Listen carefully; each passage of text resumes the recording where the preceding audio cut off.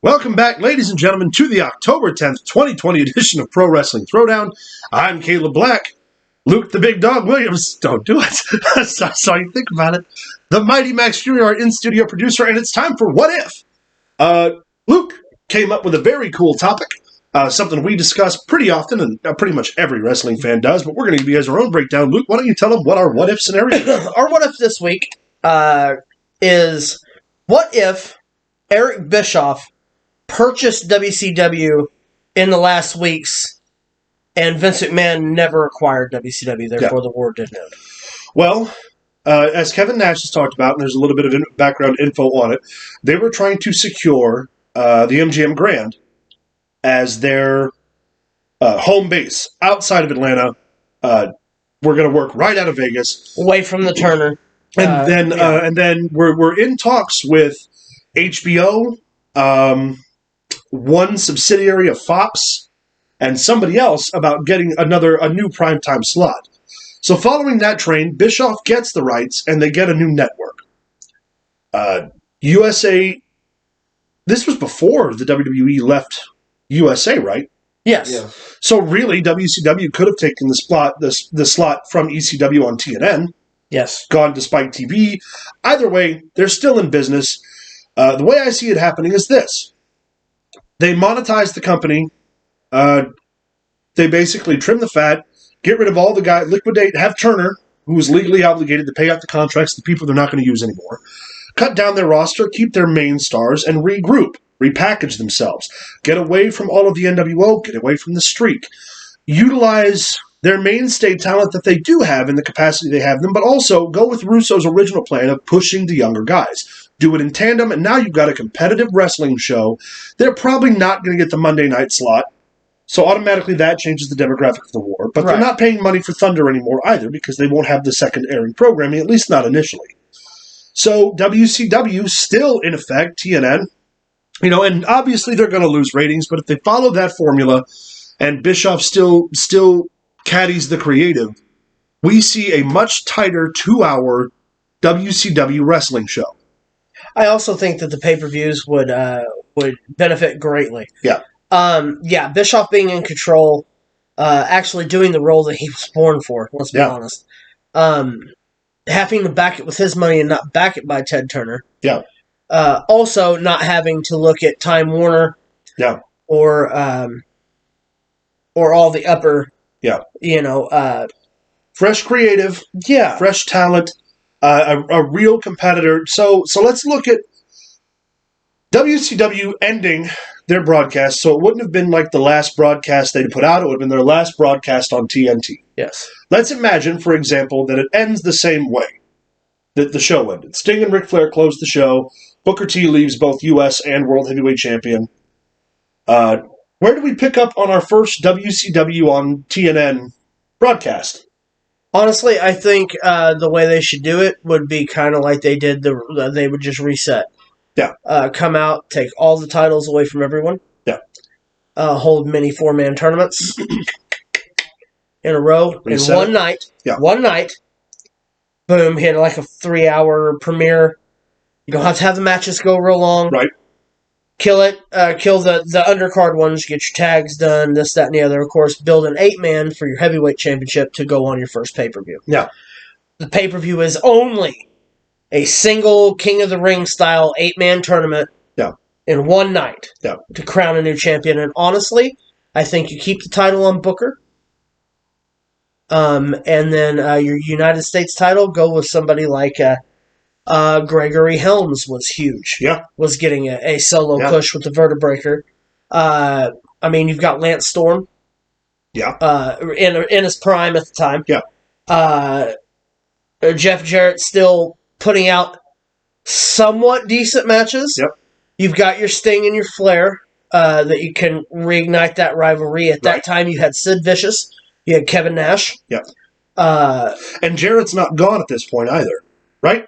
No. Was Jarrett... was he out of the company before they Jarrett closed? was hurt before they closed. And then Vince fired him on Raw. Yes. Whenever he got the He was on the last show, but he didn't wrestle. Right.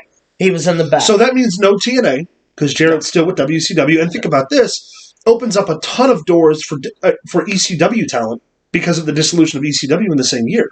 Well, not only that, but you had the beginnings, the last couple episodes of Nitro and Thunder. You had a young AJ Styles. Yep. You could have built your entire cruiserweight division around. And not only that, he eventually becomes the superstar he is today anyway. Right. Because he was a talent that you push Billy Kidman and Ray as your tag champions. Yep. Because they were two of the most over guys you had. Yep.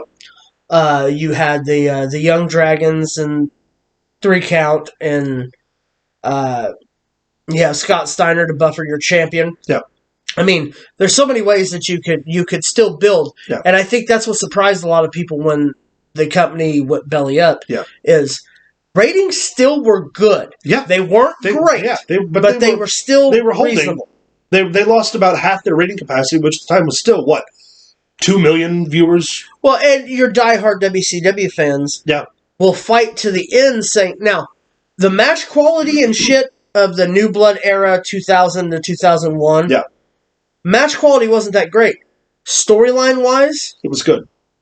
If you go back, like a lot of people dog it, but if you go back, it was some of the most compelling TV you could possibly watch. They were pitting the veterans against the younger locker. The promos Russo cut, or the guys were cutting like, "Oh, what's up, DDP? No lunch with the Queen today. You're not out golfing, not out spending all your money." The Millionaires Club versus the New Blood. But if you look at it though, storyline-wise, now there was a lot of stuff like the Viagra on a pole match. There was some stupid hokey shit. But that was Russo, and once Eric Bischoff took over, I believe a lot of the hokey shit would have been left on the floor. And consider this, like we talked about, there's the influx of ECW talent. That, again, if they're trimming the fat, if they're getting rid of the Horace Hogans and the Virgils, and the bullshit guys are just paying to stay home, they get Jerry Lynn, they get Justin Credible, they get Rhino. They get all these names over from ECW, and you got to think too. 2001 was right around that time where the major stars of that era were starting to debut anyway. So if WCW repackages itself, rebooks itself, rebuilds itself from the ground up, gets the fight. Because remember, Impact, despite TV, got so far behind Impact in 2005. If TNN does the same thing when they rebrand, Spike has to anyway. But we're looking at a totally new. Literally WCW. Well, and not only that, but with the dissolution of ECW, which it was already on its way out. Anyway, you look at the fact that WCW could have got a Rob Van Dam in his prime. Yeah, buddy. That they could have gave the Michaels push to. Yep. You also got people coming out there like the Dudleys had already left. Yeah. Taz had already left. Yeah. But they did acquire Mike Awesome, and that whole debacle went down. But you could have got Tommy Dreamer in his prime. Yeah.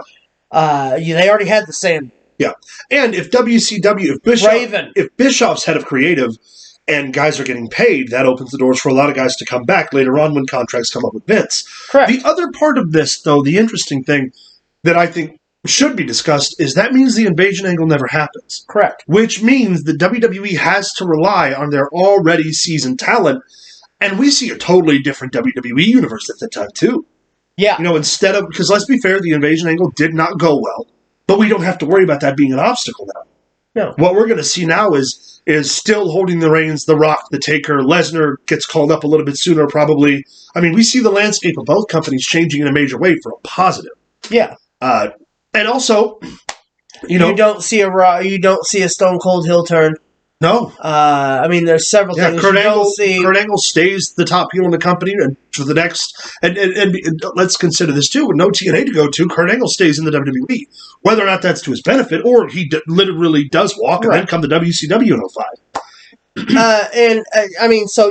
It could have definitely or thrived. 06. It would have definitely thrived. It would have been really. See, I've always thought what TNA should have been when it first branched out. I know Jarrett was looking to build an edgy kind of underground field pro wrestling show, but I always thought that if they were going to outline the veterans, number one, stay away from doing anything the WWE was doing at the time. Correct.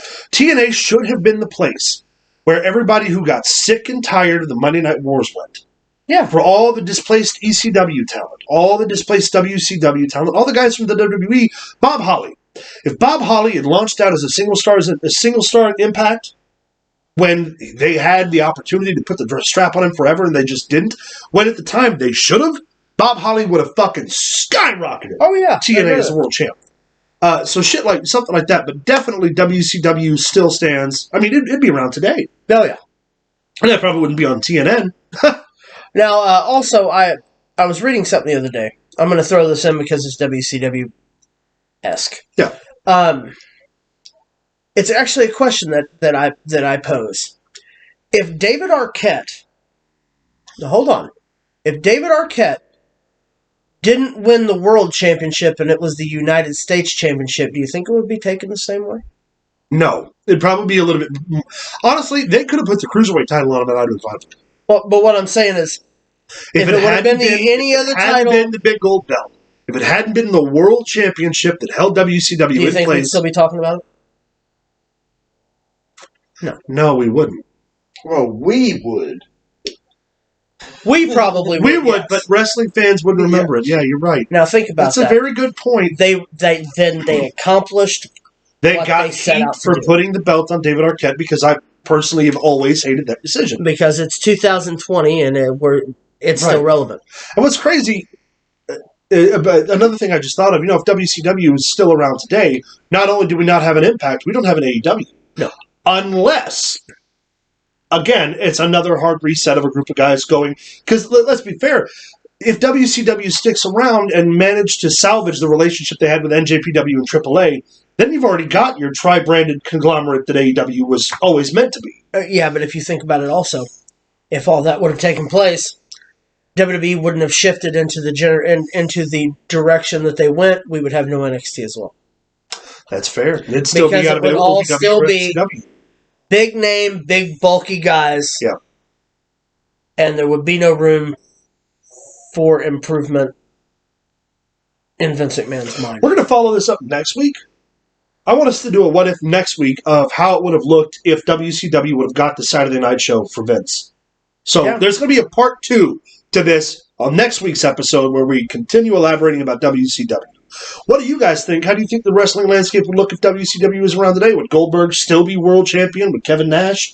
Let us know in the comments down below. Send us an email to prowrestlingthrowdown@gmail.com. Find us on Facebook at facebook.com/prowrestlingthrowdown. And stay tuned for conspiracy theories. I love conspiracy Oh, theories. boy. We need to have a conspiracy theory about you and this monkey. You keep saying. There's a monkey!